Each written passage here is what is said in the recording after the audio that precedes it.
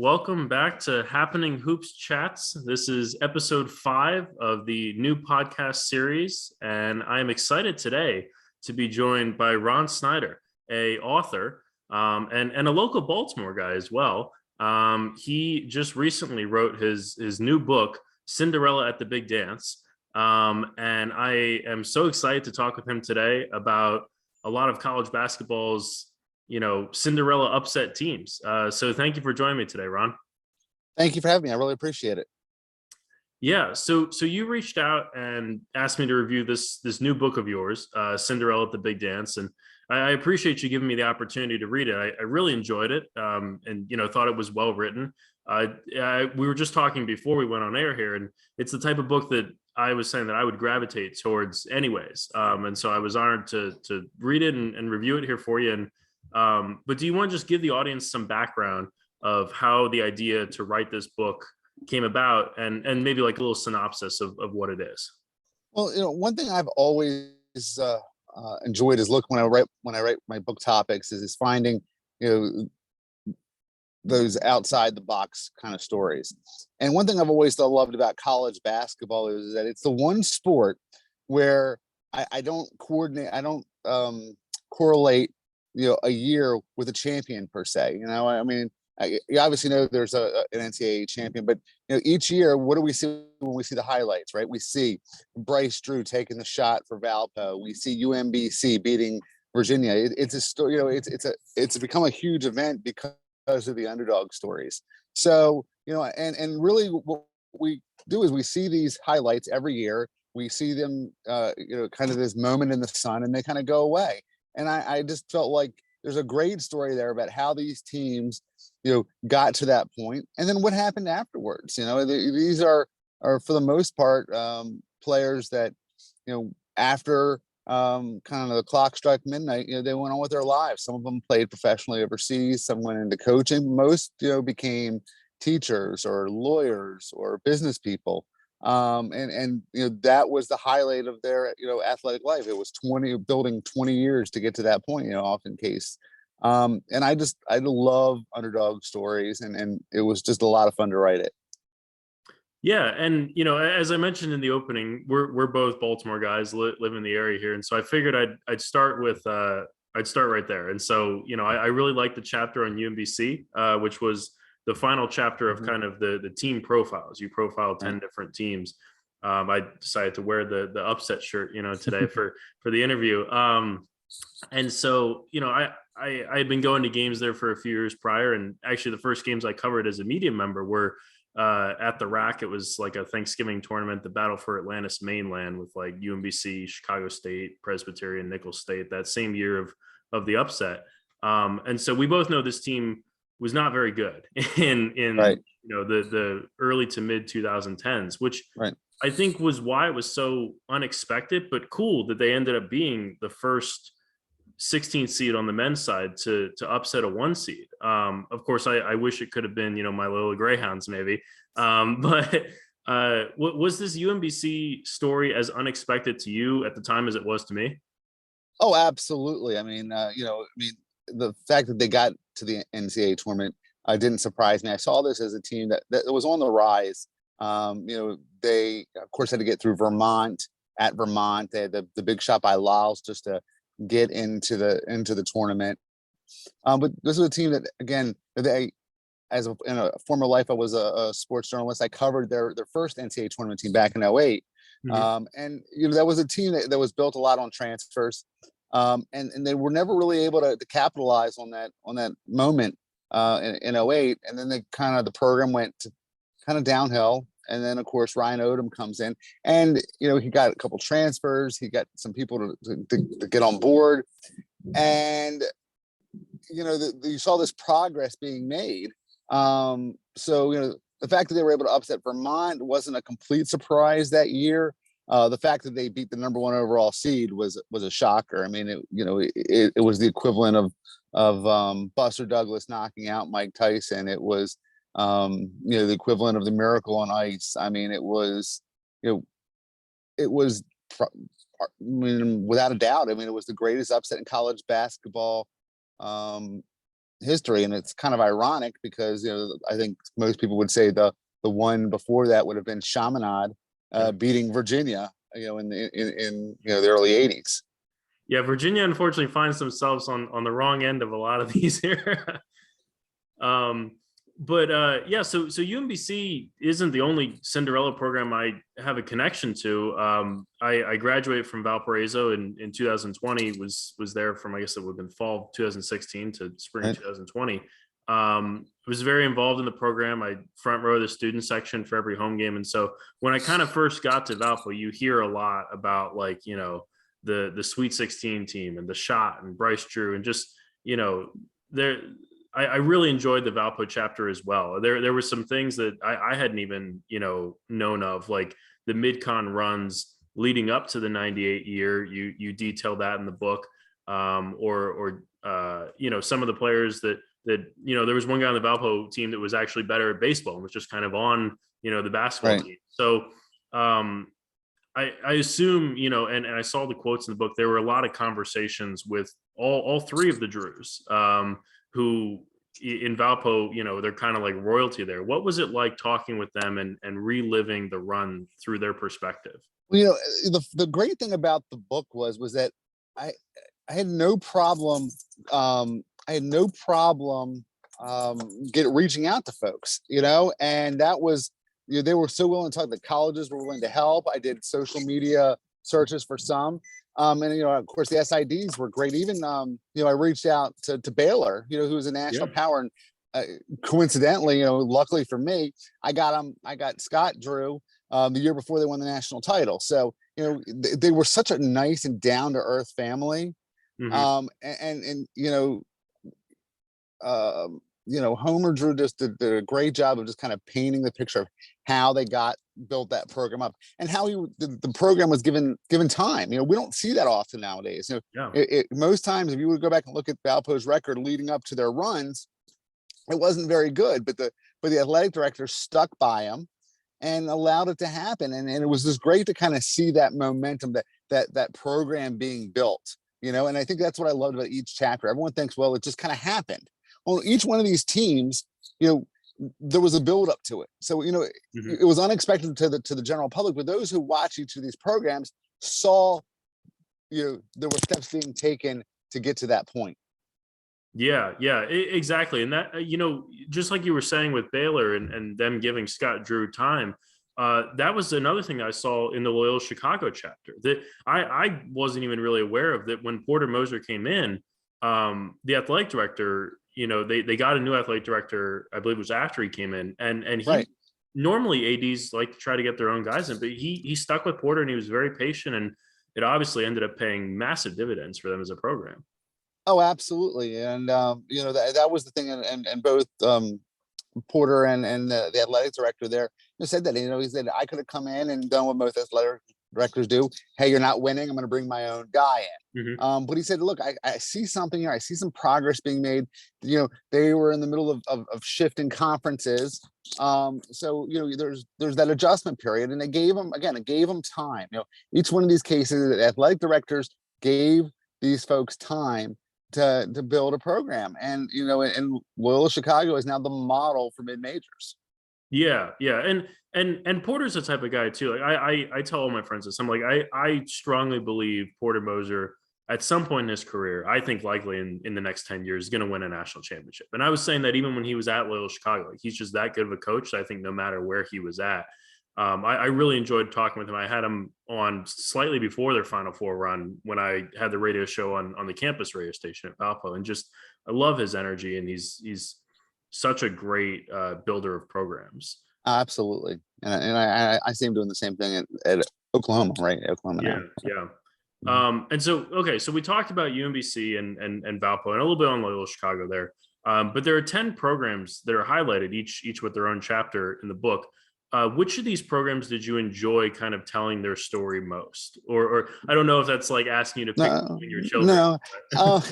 Well, I think two to come to mind. The Mhm. first one is again, for those who haven't read the book, it was I took a kind of a 30-year look, and all the programs are mid-major programs. So there's no NC State in '83. There's no Georgetown in '85.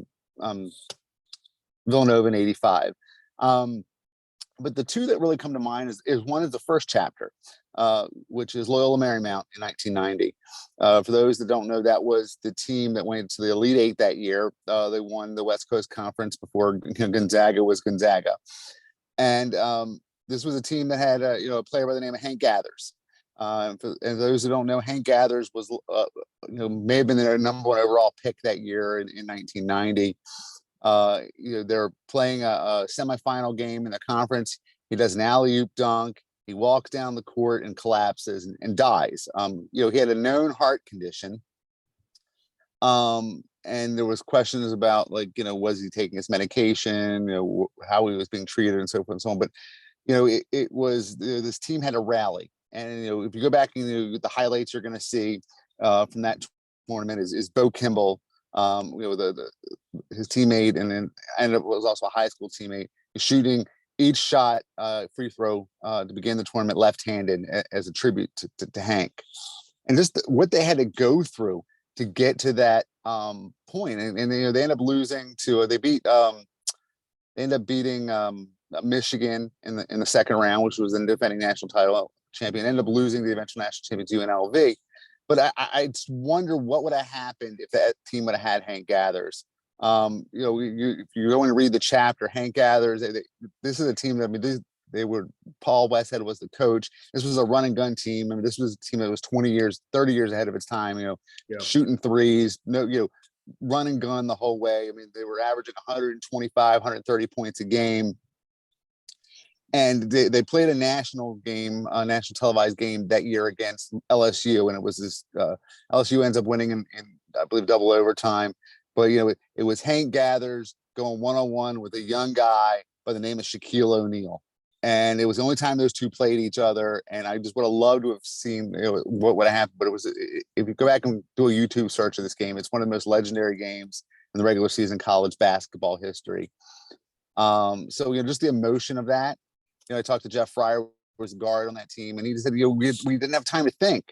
And then, they lose to UNLV, and it's like, now what? It's like all this emotion, and then it's just done. Yeah. And then the other one that really stood out to me was George Mason and their Final Four run in 2006. And I think part of it was because that was a five. I mentioned I was a sports reporter in a former life, and I covered a lot of those players in high school, especially Will Thomas. And the five players on that team that made that Final Four run were all Maryland guys, or DMV guys, I guess, for lack of a better term. But all of them, were guys that went under the radar that the Maryland missed out on for whatever reason. Georgetown missed out on. Virginia missed out on. And you just wonder, how do these guys get missed? But it was fun because they were all local. And on top of that, they end up, getting the Sweet 16 and the Elite Eight game at the Verizon Center. I guess what it was, the Verizon Center at the time in DC. Home court, home court. What's it, 10, 15 miles from their campus? Yeah. And then they get to the Final Four. They beat UConn, which had their own several local players, most notably Rudy Gay. Yep. Who was at Archbishop Spalding and has had a long career in the NBA. So I think I just loved watching it because just the local connection to it. So I have to say those were my two favorites. Obviously UMBC for the historical perspective, but that was it was much more recent. So I think just having those two were ones that kind of stood out to me. Yeah, that's I think some of the programs, 4 out of the 10, VCU, George Mason, Valpo, and now Loyola Chicago, that are mentioned in the book, that have gone on these runs. They've then transitioned from a smaller league, or not a smaller league, but the league that they were currently in, the Colonial, right, or the Missouri Valley, or sorry, not in Valpo's case, the Horizon, or Midcon. Oh, geez, it's right. Valpo. I should know the history. My goodness. But anyways, they've transferred from their league that they were in up to a bigger league. What are your thoughts on kind of a lot of these programs then using their runs as stepping stones and getting to bigger conferences? The whole conference, I get it. I think, these are programs that have taken it to the next level, and some of them have done well. VCU has done well for themselves. I think we'll see Loyola Chicago, how they fare. George Mason has not done as well since moving to the A10. Um, there's so many conferences moving nowadays. I think everyone's shifting, and this whole landscape of college athletics has changed. I get it. I think that they think that maybe they feel like they can only get so far at the conference that they're at, but at the same time, I think it takes away from some of the rivalries. There's so much there's so much tradition. I mean, I can't keep track of it all anymore. I mean, there's no geographic regions anymore. The CAA is much different now. I'm a Towson alum, so I'm familiar with with kind of the growth of that conference and how Towson's been able to grow in that conference. Um, and I think that's part of it is that you just these rivalries go away, and it works for some, it works for others. I mean, but it just shows you how much of a business it is. As much as I try to paint, the love of the game and the amateurism that's involved in these types of stories. I mean, it is a huge business, and the shift in conferences is part of that. Yeah, and then kind of getting towards the end of the book, I thought it was cool because you had each chapter for each team, but then kind of at the end there was some chapters that talked about like where the coaches and the players and the programs are kind of since that time. Because we hear so much about these teams in the moment, but then you're like, whatever happened to those guys? So what inspired you to kind of have that section at the end of the book? Well, I mean, I think people want to know what happened. Like, I mean, they had those 2 weeks. I mean, Bryce Drew. I mean, that's the easiest example.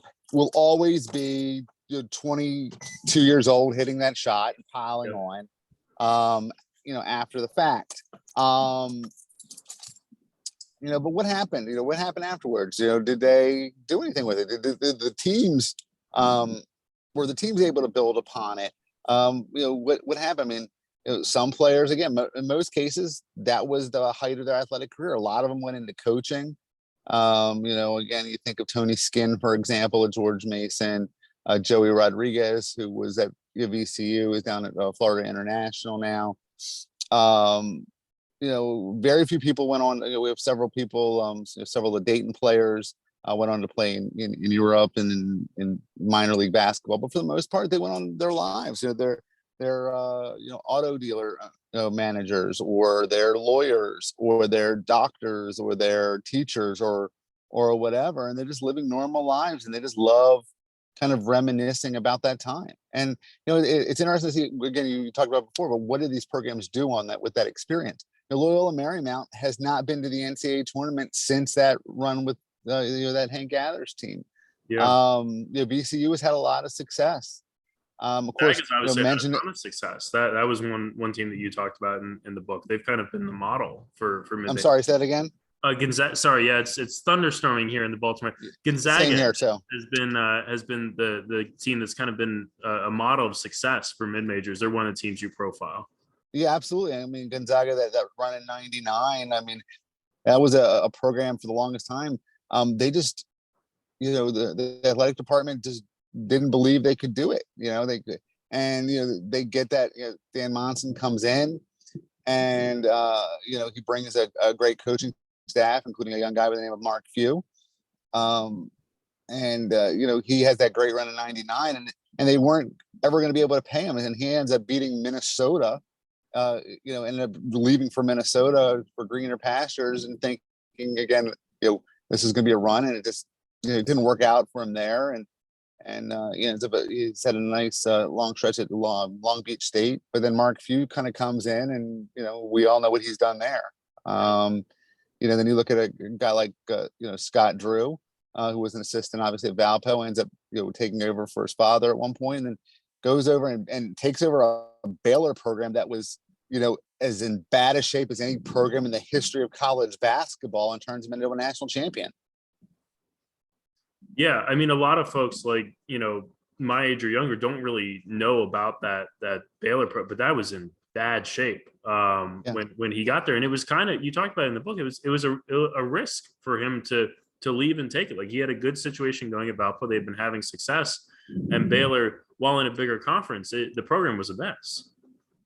Yeah, and it's funny because I mean, some coaches, you always wonder, is someone willing just to kind of, someone could have been there. Scott Drew could have stayed there the rest of his career at Valpo, and they could have done, gotten, made it to the tournament every, 2 or 3 years, maybe win a couple games. He could have done that forever. He'd been fine. Some coaches love just being that, big fish in a small pond, but he took a chance. I mean, and I think part of it was that, Baylor gave him a lot of assurances and promised to give him time. And, obviously, he had a chance to they gave him again. Baylor was patient with him, and Yeah. it couldn't happen. I mean, he was such a nice person, and he gave me so much time for the book.